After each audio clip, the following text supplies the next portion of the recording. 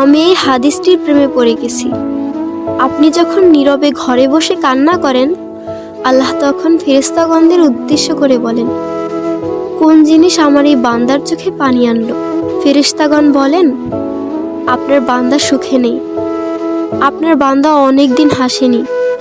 এই বলে ফেরেশতাগণ কান্না করতে থাকেন এবং আল্লাহকে বলেন, হে আমার রব, আপনি জানেন আপনার এই বান্দার হৃদয়ে কি রয়েছে, অতএব আপনি তার জন্য সবকিছু সহজ করে দিন। আল্লাহ বলেন, আমার এই বান্দা এমন কিছু জীবন থেকে হারিয়ে ফেলেছে যা সে অধিক ভালোবেসেছিল। অতএব আল্লাহ বলেন, আমি শপথ করছি, আমার বান্দা তার জীবন থেকে যা হারিয়েছে এর চেয়ে উত্তম জিনিস তাকে এনে দেব, যা দেখে দুনিয়া ও আখিরাতের সবাই বিস্মিত হবে।